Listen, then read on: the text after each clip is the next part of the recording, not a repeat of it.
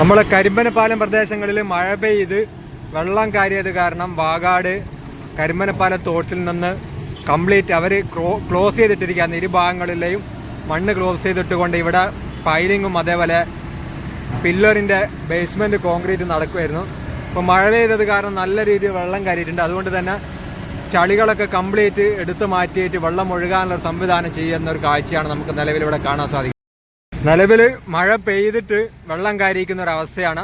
അപ്പോൾ ഈ കംപ്ലീറ്റ് മണ്ണുകൾ നീക്കം ചെയ്തില്ലെങ്കിൽ ഇരു സൈഡുകളിലെയും തോടുകളുടെ സൈഡുകളിലൊക്കെ വെള്ളം കയറാനൊക്കെ സാധ്യതയുണ്ട്. അപ്പോൾ നിങ്ങൾക്ക് ഇവിടെ കാണാൻ വേണ്ടി സാധിക്കും. അതുകൊണ്ട് തന്നെ ഈ ഒരു വെള്ളം കെട്ടി നിൽക്കുന്ന വെള്ളം ഒഴിവാക്കാൻ വേണ്ടിയിട്ടാണ് നിലവിൽ വാഗാട് പണിയെടുത്തുകൊണ്ടിരിക്കുന്നത്.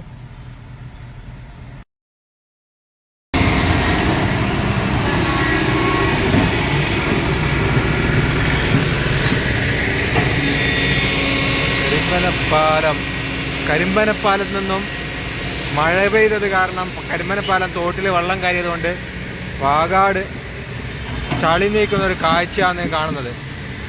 ഈ കരിമ്പനപ്പാലം തോട് താൽക്കാലികമായിട്ട് പില്ലർ അടിക്കുന്നതിൻ്റെ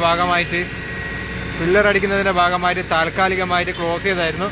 പക്ഷെ മഴ പെയ്തത് കാരണം വെള്ളം നിറഞ്ഞിരിക്കുകയാണ്. അതുകൊണ്ട് തന്നെ ഈ ഭാഗം ഓപ്പൺ ചെയ്തില്ലെങ്കിൽ മറ്റുള്ള സ്ഥലങ്ങളിലൊക്കെ വെള്ളം കയറാൻ സാധ്യതയുള്ളതുകൊണ്ട് വാഗാട് കംപ്ലീറ്റ് മണ്ണ് വലിക്കുന്ന ഒരു കാഴ്ചയാണ് നിങ്ങളിപ്പോൾ നിലവിൽ കണ്ടുകൊണ്ടിരിക്കുന്നത്.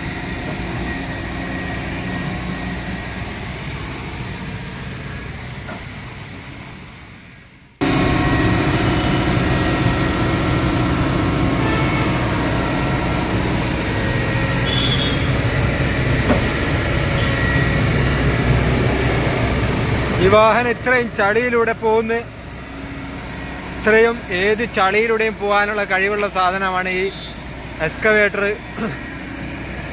അത് നമുക്ക് ഇപ്പം മഴക്കാലത്താണ് നല്ല രീതിയിൽ ബോധ്യപ്പെടുക.